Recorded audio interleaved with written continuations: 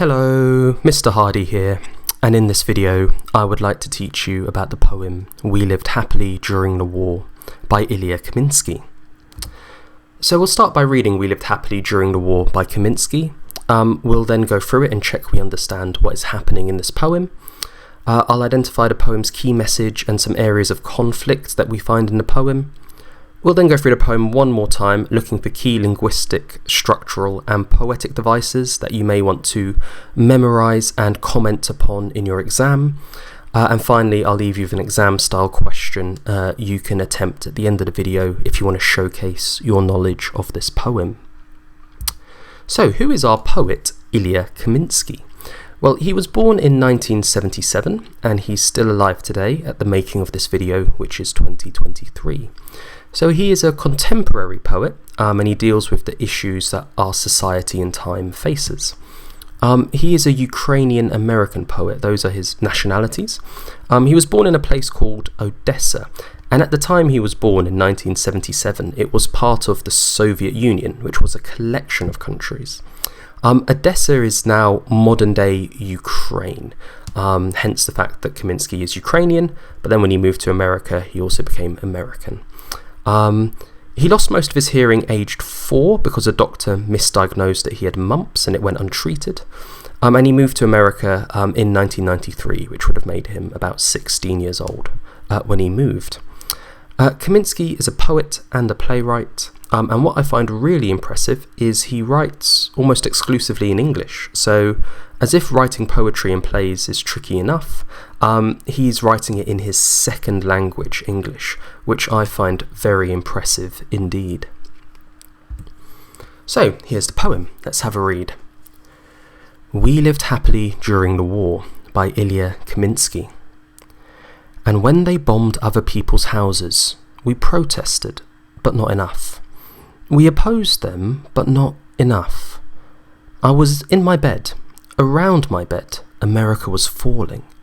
Invisible house by invisible house by invisible house. I took a chair outside and watched the sun.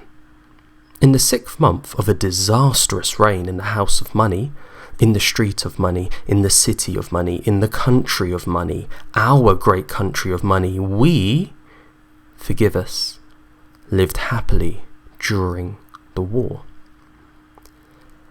And that's the poem.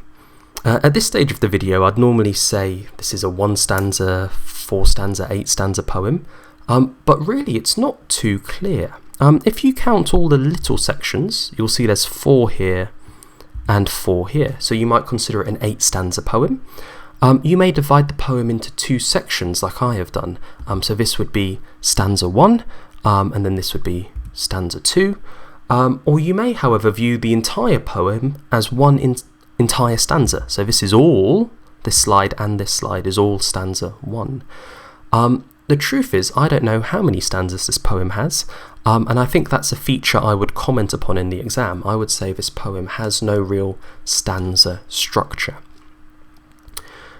So let's go through it again, and this time try to understand what is happening in this poem. So in this first section, if you want to consider it the first 4 stanzas or the first stanza or the first half of the poem, the persona, that is the speaker or the voice of the poem, is lamenting. That means they're complaining, they're moaning in a sad way that we, and now the pronoun we here represents people who are not affected by war, people who live in a country that isn't an active war zone. That these people are not doing enough to help people who are affected by war, who are suffering in war zones. So the people not affected by war, they protest, but they don't really protest enough. Nothing really happens. They then end up lying in bed whilst places around them are falling apart. They may see on the news images of rubble and destruction, and of invisible houses where there once was a house but now it's not visible because of the consequence of war and conflict. These people didn't do enough to help the people who are suffering. In this second section of the poem, the same persona is bemoaning. Again, bemoaning means moaning or complaining or lamenting. That we, and again the pronoun we represents people not affected by war, We spend most of our time making money, living happily, and watching other people suffer in wars, perhaps on the news. And we don't actually do that much to help them. We have the time, we have the resources to help them, we have the money, but instead of actively going and helping people suffering in war-torn countries, we just kind of watch. And the voice of this poem is moaning that we don't do more to help people in war-torn countries. For example, some people who live in a country not affected by war might take a chair outside and watch the sunrise or the sunset. Or people who are in countries that aren't affected by war focus on collecting money. They have streets of money, cities of money, countries of money. But they're not actually using that money to help people who really need it, people who live in war-torn countries. And at the very end of the poem, the persona is asking for forgiveness. Now, usually, a religious person who believes in God would ask God for forgiveness. So maybe here Kaminsky is suggesting that we need God's forgiveness if we live in wealthy, non-war-torn countries, and we have money and resources, and we don't use it to help people who are suffering in war-torn countries. Maybe that's a sin, and maybe we need to be forgiven for living happily whilst other people suffer in wars. So, what is the poem's message? Well, We Lived Happily During the War by Kaminsky is an accusatory poem. It's a poem that accuses, it points the finger, it blames. And I think it's pointing the finger at the countries and the people in those countries who are not affected by war and can sit back and watch whilst other people and other countries suffer the effects of war. And in the meantime, the people who live in the non-war-torn countries just go on making money and living happily and watching the news and going, oh, isn't it sad that these people are suffering in a war, but not really doing anything to help those people. So, where do we see conflict in this poem? I think we see quite a lot of conflict, actually. There's a conflict between war and peace. Some countries are actively at war, and some countries are enjoying peacetime, and there's clearly a tension there. Because if you're in the country that's peaceful, you're living a great life. If you're in the country that's war-torn, you're living a really challenging life. And there's a clear conflict between peacefulness and war. I think there's emotional conflict. I think the persona, the voice of the poem, is trying to spark guilt and regret about people who live in non-war-torn countries, who live in peaceful countries and who have money, but they're not doing enough to help the people who do live in war-torn countries and need help. So I think the poem is trying to almost guilt trip people in peaceful, wealthy nations as to why aren't you doing something to help people suffering in war-torn nations. I think there's a conflict of enough. The adjective enough is quite interesting in this poem. What is enough? If you live in a wealthy, peaceful country, enough for you might be a large house with some gardens, maybe a swimming pool, maybe some cars, maybe some branded clothes. That might be enough. If you're living in a war-torn country, a country actively in war, maybe enough is getting enough food to get through the day. Maybe enough is sleeping through the night without having a bomb drop on you and kill you. Maybe enough is being able to go to school and get an education, or knowing that your family is safe. There's clearly a conflict in enough for some people, which is an excess really, having branded clothes, fast cars, many houses, and enough for some people who are really struggling in war-torn countries, who simply need food and shelter. So, there are lots of techniques employed by Kaminsky. Linguistically, so these are techniques that use word choice and focus on the words themselves. We have juxtaposition, we have opposite ideas being put together, and we find that in the title. We lived happily during the war. How can you be happy and be in a war at the same time? Surely they're two opposite ideas that conflict. We get repetition of some key words such as enough and bed and money. We have some really interesting adjectives. I particularly think the adjective enough, and it promotes this poignant thought, like what is enough? What do we need? What constitutes a successful life of having enough? The use of parentheses, which is basically a fancy way of saying brackets, which is why I've put it in brackets, and the ideas and the thoughts that that phrase "forgive us" brings, I think is quite important.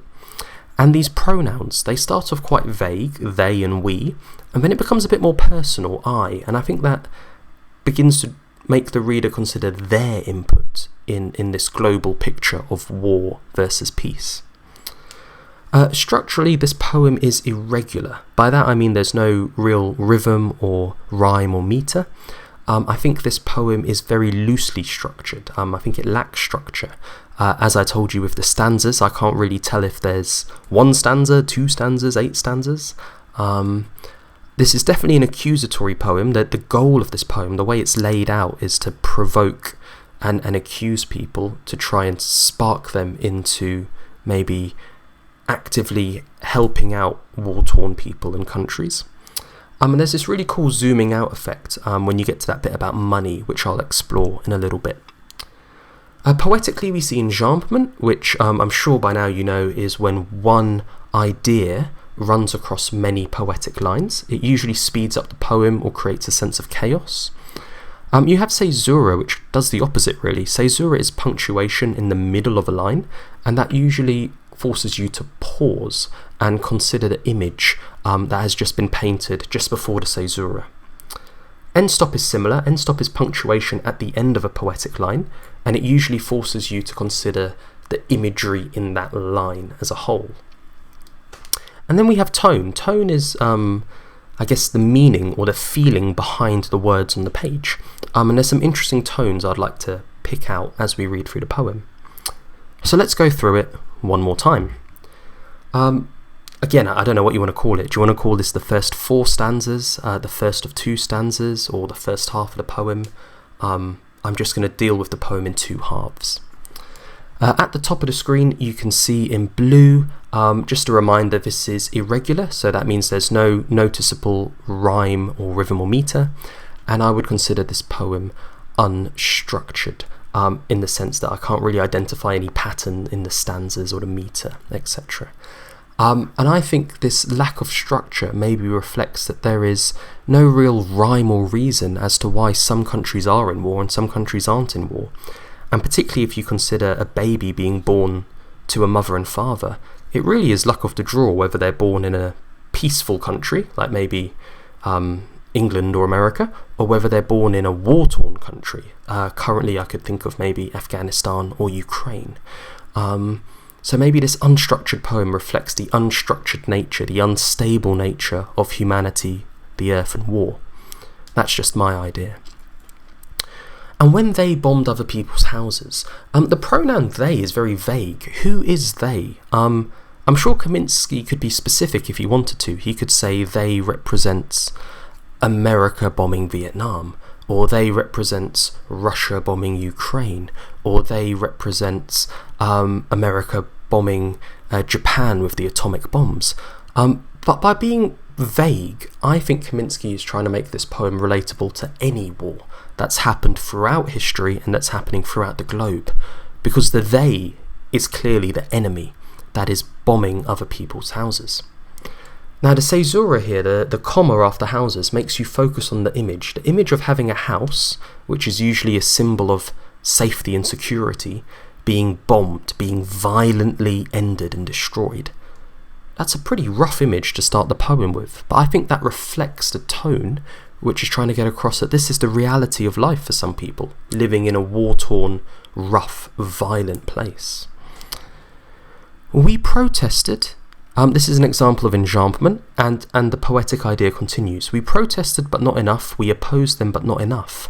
That should theoretically be one sentence, one line, one idea. But by running it over many lines, at least 4 lines, I think Kaminsky is creating quite a chaotic flow to the poem, almost as if he can't quite get his words out. He's struggling to articulate how he feels about the fact people protest, but nothing ever really happens. Sometimes he starts and he flows on many lines, sometimes he stops with the caesura. I think it's almost a struggle to articulate the emotions he feels, that some people have enough, and don't do anything to help the people who don't have enough. And that conflict there, I think, is quite upsetting for Kaminsky, and he maybe almost struggles, the persona, the voice of the poem struggles to articulate this idea, and I think that's represented by the caesura and the enjambment. I think the caesura also makes us focus on that key adjective enough that is repeated. There's a comma after enough, and then there is a full stop after the repetition of enough for a second time. And the adjective enough really brings back this idea of what is enough. For some people in wealthy, peaceful countries, enough could really be an excess: branded clothes, fast cars, multiple houses. Whereas enough for people in poorer, war-torn countries could just be food, shelter, safety. I don't know if you've heard of Maslow's hierarchy of needs. It's basically like a pyramid. It's a triangle that sort of ranks the needs humanity has. Now, at the bottom of the triangle, if my memory's right, is all your physical needs, physiological needs, such as having food, water, and shelter. And then once you secure that, you can work your way up the pyramid. I think you go on to having safety next and security. And then the next level of the pyramid is feeling a sense of love and belonging in the community. And then as you get towards the pointy part, the top of the pyramid, you might want to develop self-esteem. So that's like confidence in yourself, having goals, achieving them. And then at the very peak, the zenith of the pyramid, is this self-actualization, realizing who you are, what your purpose is in life. Now, in order to get to that top of the pyramid, you need all the layers below it. So I think people who are in war-torn countries, for them enough would be physiological, having enough food and water, having some shelter, and then maybe the second step of the pyramid, having safety and security, knowing that they won't be killed, that their land, their house won't be bombed and destroyed. But I think that's where it stops when you're in a war-torn country. And I think when you're in a safe and secure country that isn't actively at war, then you can get to the top of the pyramid. You can focus on finding love in a relationship or belonging in a community. You can set yourself some goals and work towards them and get self-esteem. And if you're lucky enough and work hard enough and are self-aware enough, you might work out your purpose in life. Maybe that's what enough is for people in peaceful countries. So sorry to get a bit psychological and drawn off track, but if you do Google Maslow's hierarchy of needs, maybe you could bring those ideas into your poetic analysis. That would certainly be a clever thing to do. Okay, where are we? I was in my bed, around my bed, America. So we get this repetition of bed. Now, beds are symbolic of sort of relaxation and security. You sleep in your bed. If you're lucky enough, you may be given breakfast in bed, which is the ultimate luxury in my opinion. You may have a television next to your bed so you can sit and relax and lounge in bed. I think bed here really symbolises countries that are at peace. They're not actively in war, and people can relax, people can be lazy, people can feel comfortable. If you contrast this idea, juxtapose this idea with people who are in a war-torn country, I think they'd crave to have a bed where they can sleep securely, where they could eat, where they could watch TV, but they don't have that level of security. So I think by repeating bed, and in particular my bed, using the possessive my, it shows how some people really have an excess that maybe they take for granted, that other people in war-torn countries would only dream about having. Around my bed, America was falling. The verb falling, is America literally falling down? I don't think so. But what America might be falling is their morals might be falling. Maybe America is a capitalistic country. It's a land of immense wealth for some people. Could they not use that wealth to help people and countries that are war-torn? Could they not use... could they not take the moral high ground and go, okay, we have lots of money, maybe we can help people who are struggling who don't have lots of money? Maybe America doesn't do as much as it could to help other war-torn countries. Maybe, if you're very into your politics, you might argue America starts some of these wars and profiteers off of it, and that will make America's morals fall even further. So I think that verb falling is maybe talking about America morally as opposed to physically falling. And we get this caesura with the colon after falling. Now, colons can be used to sort of have a question-answer format. So on the left-hand side of the colon, the question is posed. America is falling. But we don't know how. How is America falling? Well, the answer is given on the right-hand side of the colon. America is falling by invisible house, by invisible house, by invisible house. And clearly this invisible house is repeated 3 times. You could argue it's a triplet. And I've sat and I've thought about this invisible house, and I'm not entirely sure what it is. Could the invisible house represent people's physical houses that have been destroyed by the bombs that were mentioned in the first line of the poem, and now they're invisible, they're just piles of rubbish, and Americans maybe sitting at home watching the news on their TV see piles of rubbish and they can't see houses, the houses are invisible. Or does invisible house suggest that maybe these countries that are war-torn are too far away from America, so Americans can't see those houses, they can't relate to those people, and as a result they're not invested in these people suffering, and therefore they're not helping them.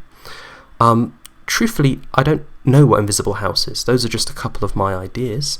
If you have some ideas of your own, please drop them in the comments, and I'd love to hear what you think about what the invisible house Kaminsky writes about is. So this is the second half of the poem, or the second 4 stanzas, or the second stanza, depending on how you interpret the structure. I'd like to draw you back again to my interpretation, which is that it's unstructured. It's irregular. There's no rhyme, no meter, no stanza pattern at all.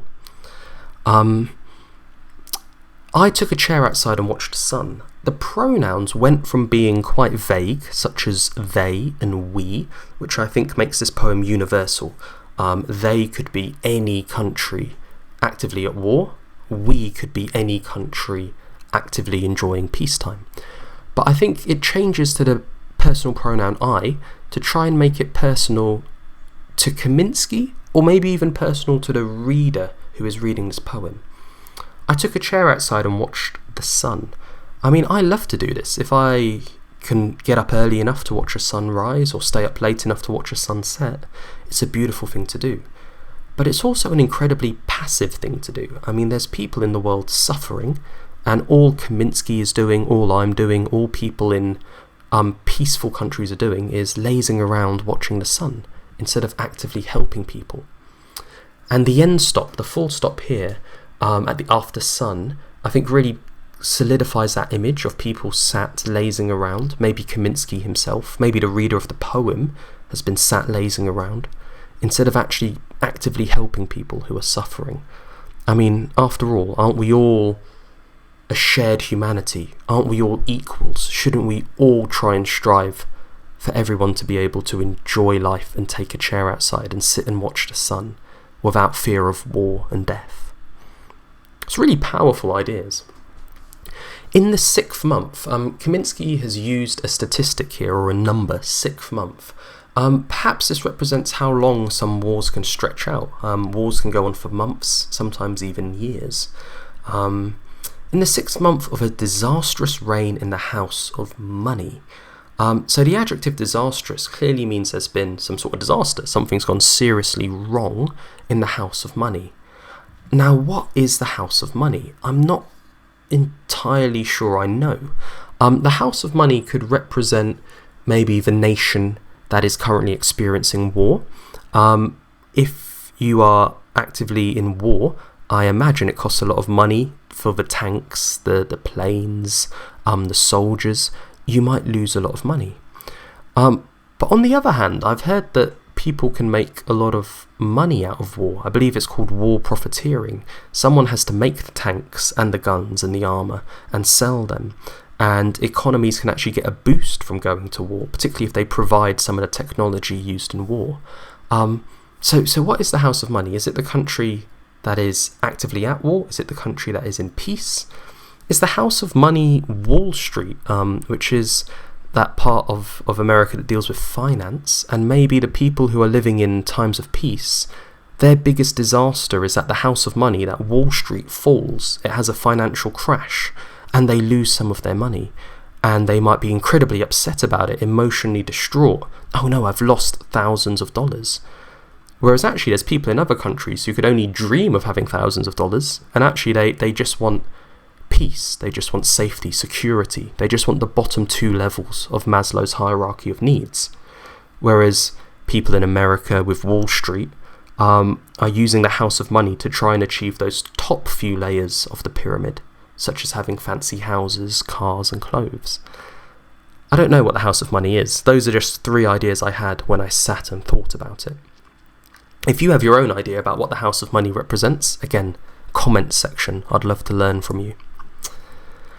In the street of money, in the city of money, in the country of money, our great country of money. Here, money is clearly repeated. I think Kaminsky loves the technique repetition. He's repeated a lot of key ideas here. But what I like about this repetition is it zooms out. We start off with a street of money. Whilst we're exploring America, let's stick with America. I'm sure there are very wealthy streets in America where there are $1 million houses, and they're all very fancy. You could probably expand that out to the whole city. I'm sure there's entire cities in America where people are incredibly wealthy.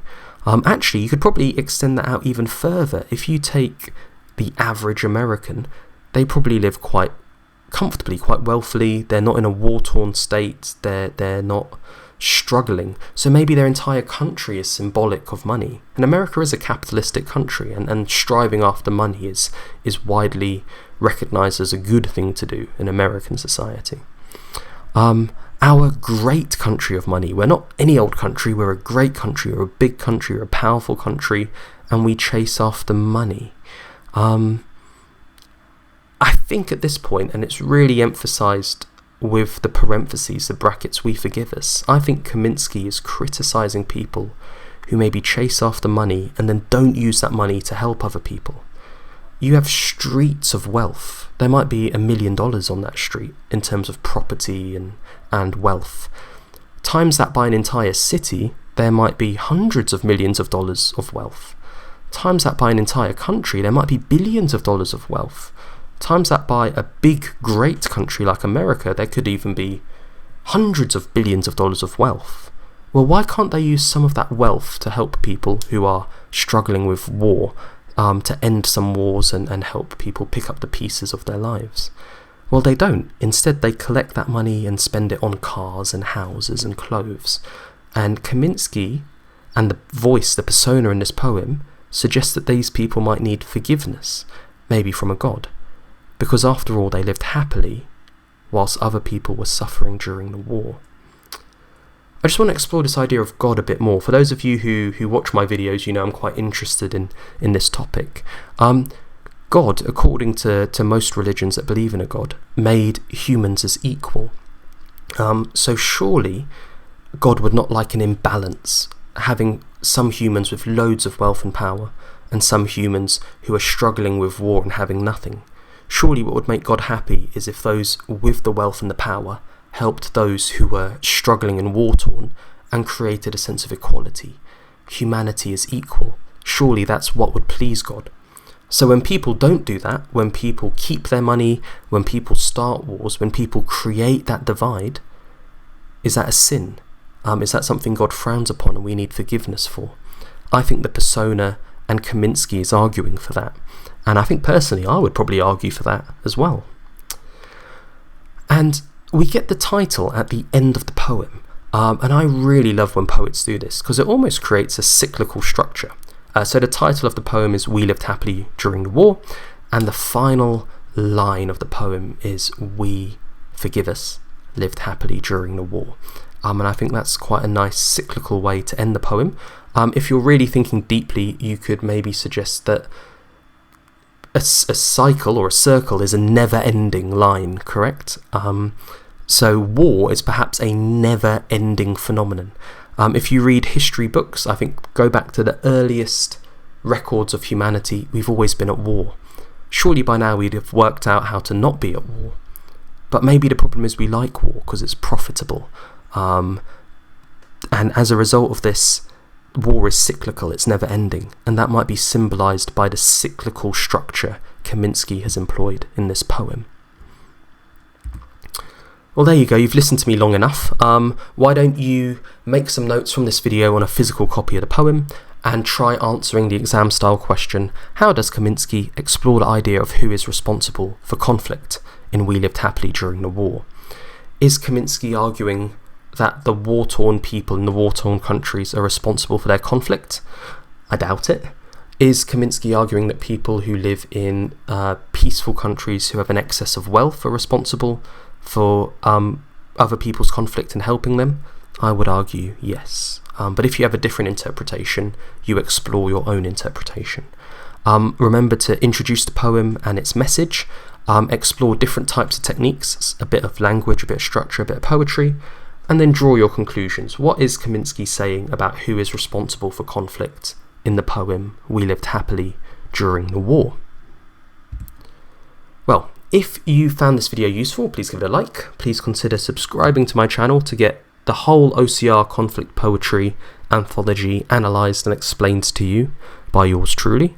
And please leave a comment if you have any alternative interpretations or analysis to what I've covered in this video. I'd love to read it. Well, thank you for your attention, and I'll see you on the next one.